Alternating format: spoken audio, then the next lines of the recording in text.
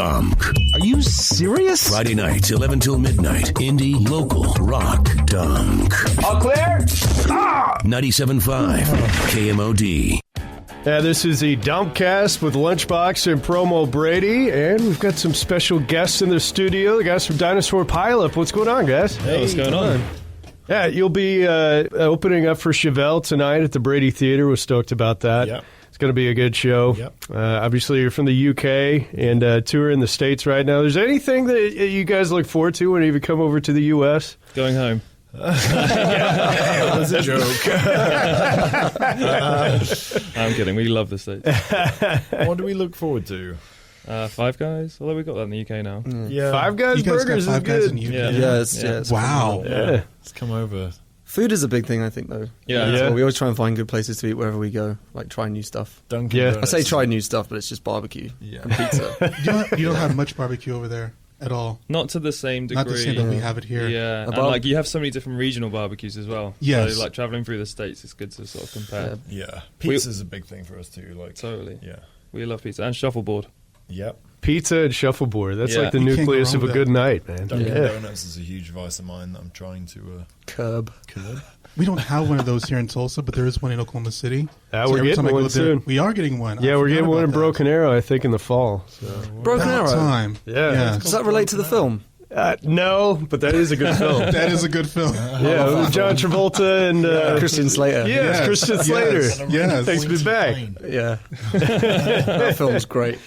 Well, speaking of movies, you guys actually got your name from a scene Oh, in that's the a link. King That is Kong a- remake. That is a He's a See, genius. that's a radio transition right there, man. Yeah. He set me up. Yeah, that is true. I got the name kind of as a joke when I watched the Peter Jackson remake of King Yes. Kong. Yeah. So I was between bands at the time.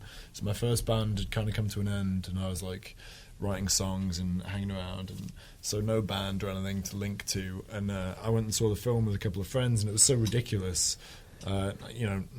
No beef on Peter Jackson. No, It but I was know just exactly what so- you mean. yeah. It was over the top It was so ridiculous. outrageous. Obviously, it did good things with Lord of the Rings, but yeah, I went Yeah, back yeah, after totally. I read that's how Yeah. you guys got your name. I was like, I got to see this scene that Yeah. you guys are talking about. So I pulled it up on YouTube, and it you- is did you kind of like watch it? it's a bit Yeah, it's far just fetched. like- You're like, really? Yeah. Jack Black's like dodging the feet of these huge dinosaurs, and you're like, really? Yeah. It's like you run the same speed as a dinosaur. Yeah. It's totally ridiculous. Right. And not get trampled on. All the B-list characters die and the A-listers stay alive. Right. So Isn't he weird. like he's still filming while this is all going on? Yeah. too, Yeah, right? something like that, yeah. Yeah. Not worried about his life or anything. No, gotta get it on film.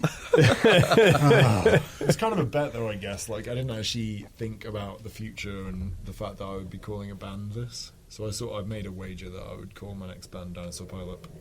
Yeah. And I ended up doing it. And here we are. Well, it seems like it actually works for you guys because when you hear Dinosaur Pile Up, you're like, well, I gotta know what they sound like now. Yeah. I mean, you Yeah. have to figure out what's Totally. going on. Totally. So it works to your advantage. Yeah, totally. I mean, it's funny. Like, it is a stupid name for us, I guess. Like, being in the band and knowing the origins and stuff. But it's in a way, it's quite cool because it's not like linked genre-wise to anything. Like, No. Dinosaur Pile Up could be Yeah. literally anything. So I like the fact that in that sense, the music therefore can just be whatever we want it to be. You're not locked into one thing. Exactly. Yeah. But I mean, it's funny because a lot of people get in touch with us because of the name. They're like, "Oh, I heard the name, so That's what checked it intrigued out, me, and to now tell you I the truth. love the band," Yeah. Yeah, whatever. we've had a lot of people at festivals as well be like, "Oh, I just checked the lineup and I had to come and see what Dinosaur Pile Up is." Yeah. Do they have their own theories about how you came up with the name Dinosaur Pile Up? And then whenever they hear it, they're like, oh my gosh, it makes so much sense.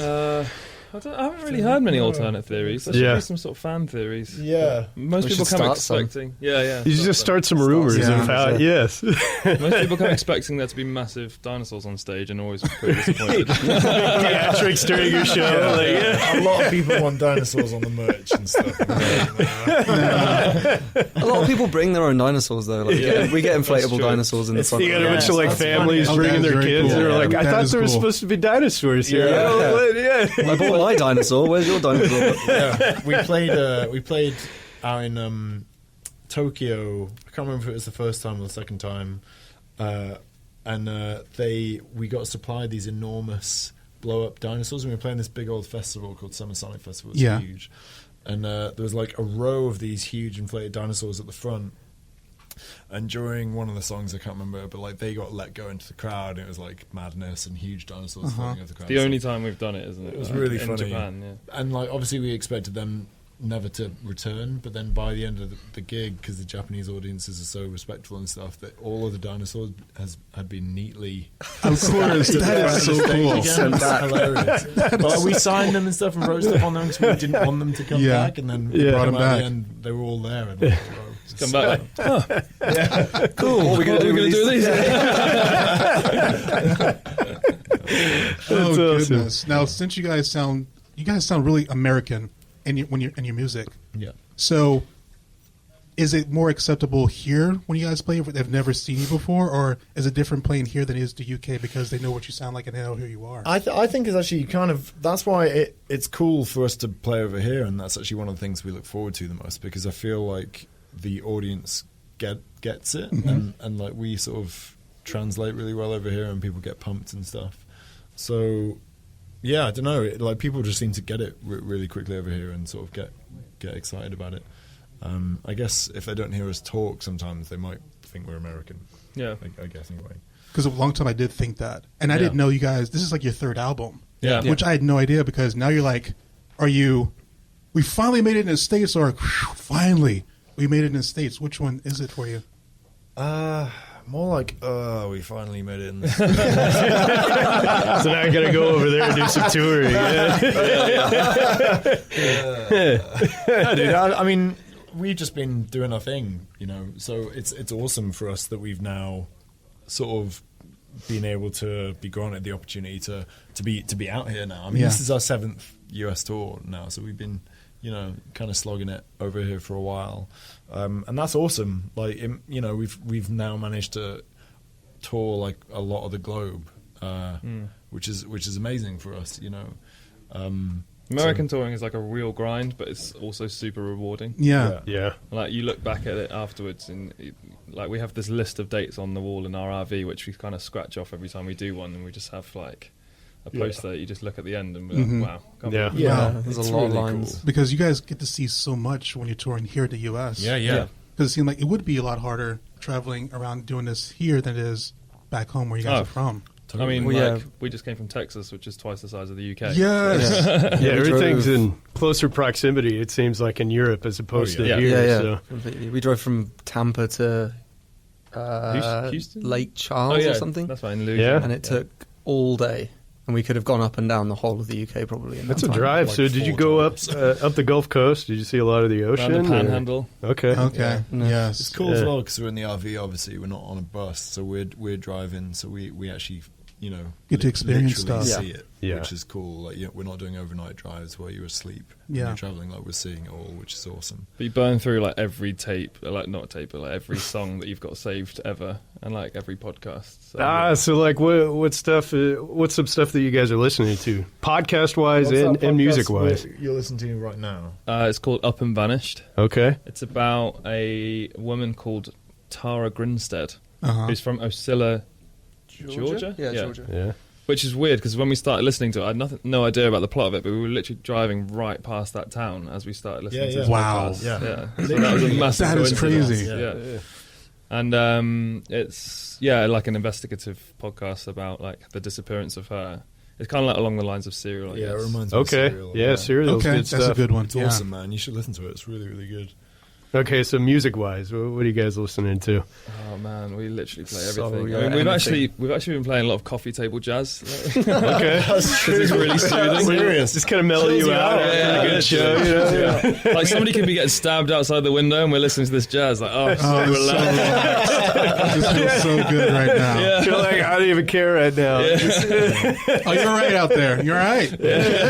Need help. You gotta listen to this song. Get yourself in there. Chill It's out. funny because like Mike's the kind of playlist. He's the DJ of the RV and stuff. So we've listened to like everything I have a really eclectic 400 taste. times. Yeah. But it's like every genre, like heavy metal, punk rock, hip hop, pop. You need that. Like literally everything. Yes. Yeah. And now the jazz is coming back around, which is kind of cool. Yeah. It's funny. At this stage of the tour, what we like two and a half weeks yeah, in? something like that. I mean, how many times, how many albums do you have to listen when you're doing a 20-hour drive? Like, Yeah. Yeah, that's a lot. dig up everything. Yes, you dig up. I mean, things you look at when you're 10 years old. You Oh, listen yeah. to. Yeah, it comes We've back done all the around. nostalgia Yeah. stuff, like Yeah, yeah. new metal and Everything comes back around. Now, I believe one of you guys' guilty pleasures is Limp Bizkit. Yeah. I mean, Really? obviously, I Yeah. think I said that in interview. Yes, I have to say you cannot go wrong with Bizkit. Brady, Yeah, did you No see- matter Those riffs. what kind of mood you're in, Oh my Yeah. gosh. good or bad, Yeah.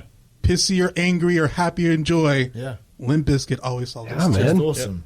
It's great I stuff. know nearly every word to that chocolate starfish. And Oh, hot dog good flavored Lord, water. yes. Yes. Yeah, we've been trying to get Fred Durst a part of this DOMKcast that we've been doing the last 2.5 months, Yeah. you'd say. Oh yeah, it's They actually just did a show in Indiana with Less Than Human, a local band here. Did you see that I on did not Facebook? know that. No. Yeah. What? Limp Bizkit is doing shows Man. again. Yeah. Oh, yeah. Yeah. They toured the UK like maybe a year ago. Seems Really? like they're always there, but never really Grind doing tour. stuff here. Like Fred Durst is always like at home because I follow him on Snapchat and Instagram, all the other stuff. Oh, yeah. And he's always in his back. He like finished building a half pipe in his backyard and painted it. I'm like, make some music, man. Come on. He's going through the honeydew list, man. And you guys' sound, at least here in the States, has been compared to like 90s grunge. Right. Is that where you guys have gotten a lot of your influence from, would you say? Or Yeah.